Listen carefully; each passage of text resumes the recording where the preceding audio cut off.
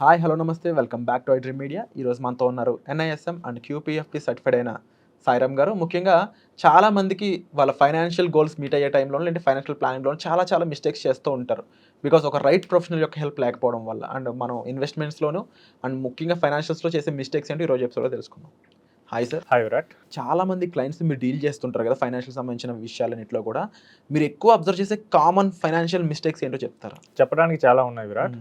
So నా దగ్గరికి మెయిన్గా ఐటీ ఎంప్లాయీస్, ఫార్మా ఎంప్లాయీస్, ఎన్ఆర్ఐలు అండ్ 45 to 50లో ఉన్న పర్సన్స్ వస్తూ ఉంటారు.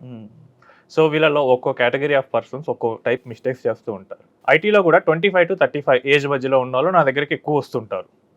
సో వీళ్ళు ఏం చేస్తారంటే ఫస్ట్ వీళ్ళ ప్రొఫైల్ నేను అనలైజ్ చేసి ఫినాన్షియల్ ప్లానింగ్ చేసేటప్పుడు హెల్త్ ఇన్సూరెన్స్ తక్కువ ఉంటుంది. ఏదైనా కార్పొరేట్ ఇన్సూరెన్స్ మీద డిపెండ్ అవ్వటం కానీ లేదా అసలు లేకపోవడం కానీ జరుగుతుంది. సో నేను చూసి హెల్త్ ఇన్సూరెన్స్ తీసుకోమని చెప్తాను. సో నా ఏజ్ 25 లేదా 30, అప్పుడే హెల్త్ ఇన్సూరెన్స్ ఎందుకు, అయినా హెల్త్ ఇన్సూరెన్స్ 40స్లో ఉన్నప్పుడు తీసుకోవచ్చు అని చెప్తారు. లేదు నెక్స్ట్ 40స్లో ఉన్నప్పుడు ఇన్సూరెన్స్ తీసుకుందాం అని చెప్తారు. ఫస్ట్ ఇన్వెస్ట్మెంట్స్ మీద అడ్వైస్ ఇవ్వండి అని చెప్తారు. ఈ ఇన్వెస్ట్మెంట్స్ అప్పుడు కూడా నేను చాలా రిస్క్ తీసుకుంటాను, నాకు కొంచెం అగ్రెసివ్ ఫండ్స్ ఇవ్వండి అని చెప్తారు. ఇంకా కొంచెం ముందుకెళ్ళేసరికి ఇంకొంచెం ఎక్కువ వెంటనే అమౌంట్ కావాలి, నేను ఈ రోజు 1,00,000 పెట్టేస్తే నాకు రేపే 2,00,000 రావాలి, ఆ మైండ్ సెట్తో ఉంటారు. సో క్విక్ మనీకి ఈజీగా ట్రాప్ అవుతూ ఉంటారు. సో నా దగ్గరకు వచ్చేటప్పుడు చాలామంది ఫ్యూచర్స్ అండ్ ఆప్షన్స్లో ఇన్వెస్ట్ చేసి వస్తారు. సో అక్కడ మనకి ఇండోర్ నుంచి మెయిన్గా కాల్స్ వస్తాయి, మీ పోర్ట్ఫోలియో మేము హ్యాండిల్ చేస్తాం, టిప్స్ ఇస్తామని చెప్పేసి. సో అవన్నీ ట్రై చేసి వస్తారు. సో ఎక్కడో చోట న్యూస్ విని ఆ స్టాక్స్, ఈ స్టాక్స్, ఆ ఫండ్స్ అని చెప్పి ఇన్వెస్ట్ చేసి వస్తారు. ఒక స్ట్రాటజీ లేకుండా ఇన్వెస్ట్ చేస్తారు. నెక్స్ట్ హై రిస్క్ టేకింగ్ తీసుకుంటారు. నెక్స్ట్ రిస్క్ ప్రొటెక్షన్ అయిన ఇన్సూరెన్సెస్ని సరిగ్గా తీసుకోరు. ఇందులో ఉన్న ఒక గుడ్ హ్యాబిట్ ఏంటంటే టర్మ్ ఇన్సూరెన్స్ అయితే తీసుకుంటారు, బట్ హెల్త్ ఇన్సూరెన్స్ అయితే నెగ్లెక్ట్ చేస్తారు. సో హెల్త్ ఇన్సూరెన్స్ అనేది టర్మ్ ఇన్సూరెన్స్ కన్నా చాలా ఇంపార్టెంట్ అని మీరు చెప్తున్నారు. అంతే కదా విరాట్. సో మనకి లైఫ్ రిస్క్ అనేది తక్కువ ప్రాబబిలిటీలో జరుగుతుంది. అంటే ఆఫ్టర్ ఎక్స్పైరీ డబ్బులు రావడం కన్నా కూడా ముందు మనం జాగ్రత్తగా ఉండడం, మన హెల్త్ని కాపాడుకోవడం చాలా ఇంపార్టెంట్ అనేది మీరు చెప్తున్నమాట. అవును విరాట్. ఎందుకంటే మనం చూస్తూనే ఉంటాం, మనం జనరల్గా చూసుకుంటే హాస్పిటలైజేషన్ అనేది ఎవ్రీ ఫ్యామిలీలో కామన్గా ఉంటుంది. సో మనకి ఎక్కువ ఫ్రీక్వెంట్గా జరుగుతుంది కాబట్టి ఆ రిస్క్ని మనం ఎక్కువగా కవర్ చేసుకోవాలి. నెక్స్ట్ వచ్చేసరికి వీళ్ళ చాలామంది అడ్వైస్ ఇస్తుంటే ఇప్పుడే ఎందుకు, నా శాలరీ తక్కువ ఉంది, తర్వాత చేద్దాం, ఇప్పుడే కదా నేను జాబ్లో జాయిన్ అయింది అంటారు. లేదు నేను డైరెక్ట్గా స్టాక్స్లో నేను ఇన్వెస్ట్ చేస్తాను, మ్యూచువల్ ఫండ్స్ అయితే కరెక్ట్ కాదు నాకు అని చెప్పుకుంటారు.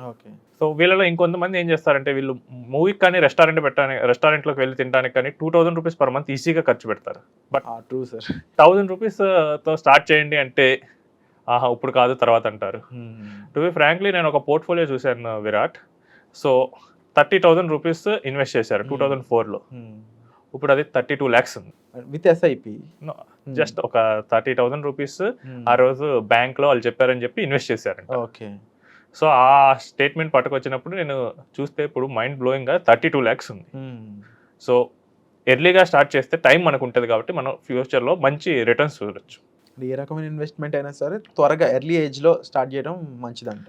అంతే కదా, కాంపౌండ్ అవుతూ ఉండటం వల్ల మనకి ఏజ్ పెరిగే కొద్దీ మనం ఈవెన్ వర్స్ట్ కేసులో ఎఫ్డీ పెట్టినా కానీ అవి పెరుగుతూ ఉంటాయి. So next NRIs. సో వీళ్ళ దగ్గర డబ్బు చాలా ఎక్కువ ఉంటుంది. సో మేము ఫారిన్ కంట్రీ వెళ్ళి యూఎస్ కానీ, యూకే కానీ, దుబాయ్ కానీ ఇక్కడ వెళ్ళి ఎర్న్ చేస్తారు బాగానే.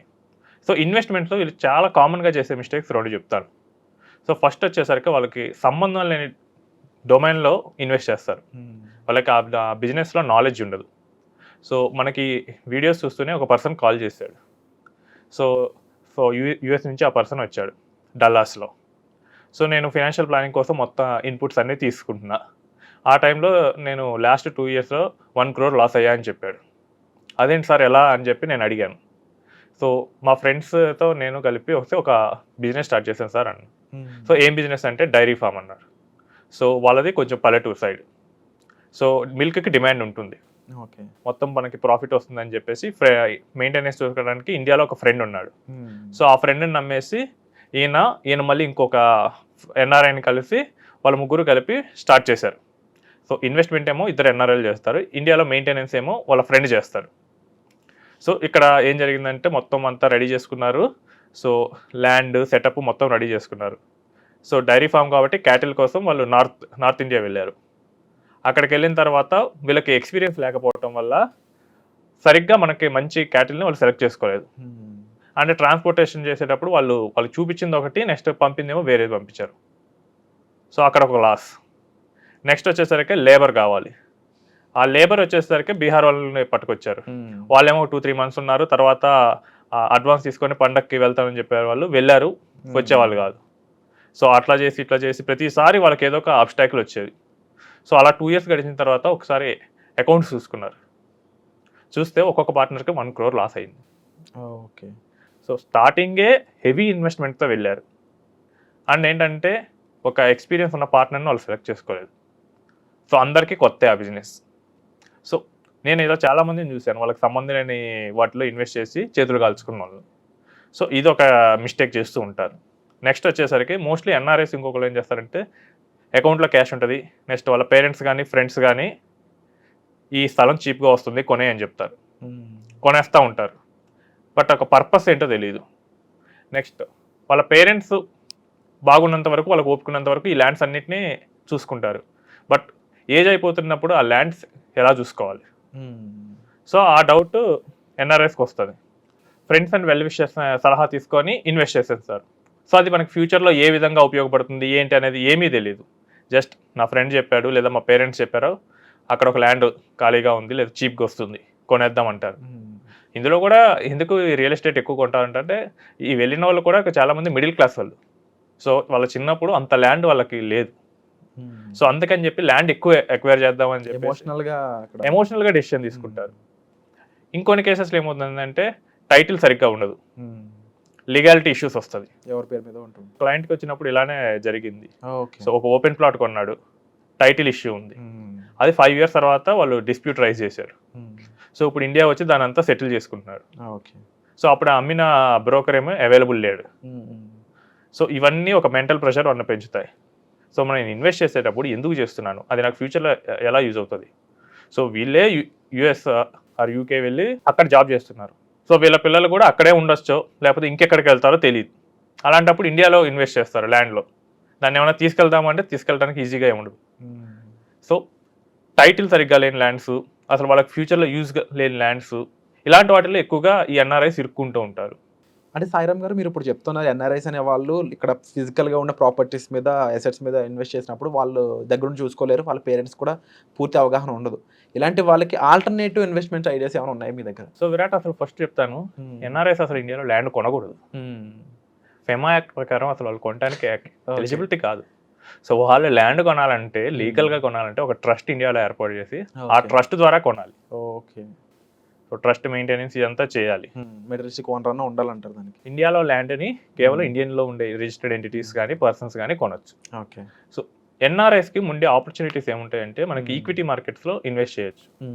మ్యూచువల్ ఫండ్స్ ఒక ఆప్షన్, లేదా కొంచెం బల్క్లో ఉన్నాయంటే పోర్ట్ఫోలియో మేనేజ్మెంట్ తీసుకోవచ్చు.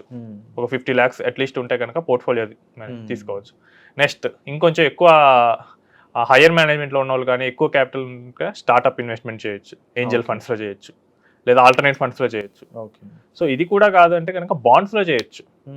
లైక్ మనకి లిస్టెడ్ బాండ్స్ ఉంటాయి స్టాక్ మార్కెట్లో. సో మినిమం అమౌంట్ అనేది ఒక్కొక్క కేటగిరీకి మారిపోతూ ఉంటాయి. సో మనకి స్టార్ట్అప్ ఇన్వెస్ట్మెంట్ అనేది 1 crore అవుతుంది, పిఎంఎస్ అయితే 50 lakhs అవుతుంది. బాండ్స్ మనం విత్ ఇన్ 10,000తో కూడా స్టార్ట్ చేయొచ్చు. మ్యూచువల్ ఫండ్స్ మనకు తెలిసింది, సో 5,000 ఇన్వెస్ట్మెంట్తో కూడా స్టార్ట్ చేయొచ్చు. సో ఇండియా గ్రోయింగ్ కాబట్టి ఈ డెవలప్డ్ మార్కెట్స్ కన్నా ఇక్కడ మనకి ఎక్కువ రిటర్న్ రావడానికి అవకాశం ఉంటుంది. నెక్స్ట్ వచ్చేసరికి 50sలో ఉన్న పర్సన్స్. సో వీళ్ళు ఏం చేస్తారంటే వీళ్ళ దగ్గర క్యాష్ బాగానే ఉంటుంది. ఓకే. సో నా దగ్గర క్యాష్ బాగానే ఉంది, జస్ట్ ఒక ప్రొఫెషనల్ అడ్వైజర్ని మీట్ చేస్తే సరిపోతుంది. అది చేయరు వీళ్ళు. సో నాకు తెలిసిన ఫ్రెండ్ ఉన్నాడు, ఈజ్ అన్ ఇన్సూరెన్స్ ఏజెంట్, లేదా మా బ్యాంక్ మేనేజర్ చెప్పాడు, లేదు ఇది కూడా కాదు, ఒక మార్కెట్లో నాకు తెలిసిన ఒక డిస్ట్రిబ్యూటర్ దగ్గరికి వెళ్ళి నేను ఇన్వెస్ట్ చేస్తానంట, మా ఫ్రెండ్ ఎక్కడ పెట్టాడు మనం కూడా ఇక్కడ పెడతాం, అలాంటివి కూడా ఉంటుంది. అలానే మోస్ట్లీ చేస్తారు. వీళ్ళ రిక్వైర్మెంట్స్ తగ్గట్టు ఒక ప్రొఫెషనల్ దగ్గరికి వీళ్ళు వెళ్ళరు. సో వీళ్ళు ఇన్వెస్ట్మెంట్ చేయాలనుకుంటారు, అది కరెక్టే, క్యాష్ ఉంటుంది కరెక్టే, జస్ట్ కాకపోతే ఏంటంటే కరెక్ట్ పర్సన్ వీళ్ళు ఐడెంటిఫై చేయరు. ఓకే. సో నేను ఒక పర్సన్ మనల్ని మీట్ అయినప్పుడు చూసాను, ఆయన పోర్ట్ఫోలియోలో ELSS fund, quant ELSS fund స్పెసిఫిక్గా చెప్తున్నా, అందులో 50K ఎస్ఐపి చేస్తున్నాడు. ఈఎల్ఎస్ఎస్కి మాక్సిమం ఎగ్జామ్షన్ వచ్చేది 1.5 lakhs ఏటీసీ ప్రకారం. సో ఇంత ఎందుకు చేస్తున్నారు సార్ అంటే, ఏమో నేను యూట్యూబ్లో చూశాను సాయిరామ్. సో ఈ ఈఎల్ఎస్ఎస్ ఫండ్ అనేది 1 ఇయర్లో 80% రిటర్న్ ఇచ్చింది అని చెప్పారు, వెంటనే పెట్టేసా అన్నాడు. సరే సార్ మీకు స్ట్రాటజీ తెలుసా ఈ ఫండ్ ఎందుకు అదంతా ఎందుకు, నాకు అక్కడ యూట్యూబ్లో చెప్పిన పర్సన్ ఏం చెప్పాడంటే నీకు ఏదైతే ఏమైంది నీకు రిటర్న్ వస్తుంది కదా, ట్యాక్స్ ఎగ్జంప్షన్ ఏం తెలియదు, ట్యాక్స్ ఎగ్జంప్షన్ తెలియదు, నీకు అసలు రిటర్న్ ఎందుకు వస్తుందో తెలియదు, వాళ్ళు చేసే స్ట్రాటజీ తెలీదు, జస్ట్ ఫండ్ రిటర్న్ వస్తుంటే పెట్టేయమని ఒక యూట్యూబ్ వీడియోలో చూశాడంట. సో పెట్టేశాడు. తీరా ఏమైంది, ఆ ఫండ్ ఏం చేస్తుంది, ఇన్ రియాలిటీ అది ట్రేడింగ్ చేస్తుంది, స్టాక్స్ కొని అమ్మేయటం అదే చేస్తుంది క్వాంటిటీ థింగ్. సో ఆల్రెడీ ఎక్కువ రిటర్న్ వచ్చేసింది అన్నప్పుడు చాలా మంది రిటైల్ ఇన్వెస్టర్లు అందులో ఇన్వెస్ట్ చేశారు. ఇప్పుడు అదేమైందంటే దాని పర్ఫార్మెన్స్ కరెక్ట్ అవుతుంది. సో వీళ్ళు ఏంటంటే కరెక్ట్గా ఒక ప్రొఫెషనల్ అడ్వైజర్ దగ్గరికి వెళ్ళరు. సో తెలిసిన వాళ్ళు కానీ లేదా బ్యాంక్ మేనేజర్లు కానీ వీళ్ళ దగ్గరికి వెళ్తూ ఉంటారు. సో చాలా సింపుల్ మిస్టేక్సే చేస్తారు వీళ్ళు.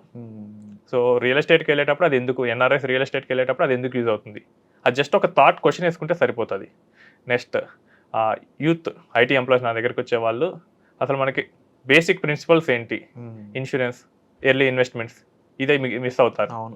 నెక్స్ట్ 50స్లో ఉన్న పర్సన్ ఏంటంటే మనకు ఒక ప్రొఫెషనల్ అడ్వైజర్ ఉంటే సరిపోతుంది, ఇది మిస్ అవుతూ ఉంటారు.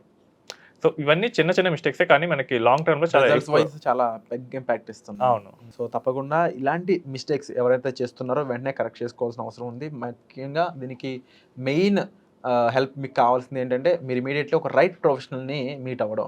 అండ్ సాయిరామ్ గారు యాజ్ ఎ ప్రొఫెషనల్గా చాలామంది క్లయింట్స్కి ఇలాంటి విషయాలన్నింటిపై అవగాహన ఇస్తూ ఉన్నారు, ఇన్వెస్ట్మెంట్స్ గురించి, ట్యాక్సేషన్ గురించి, ఎన్నో విషయాల గురించి. సో తప్పకుండా మీకు పలానా ఫైనాన్షియల్ విషయంలో హెల్ప్ కావాలనుకున్నట్లయితే వెంటనే డిస్ప్లే అవుతున్న నెంబర్స్ కాల్ చేసి మీరు సార్తో మాట్లాడవచ్చు పర్సనల్ అపాయింట్మెంట్ ద్వారా.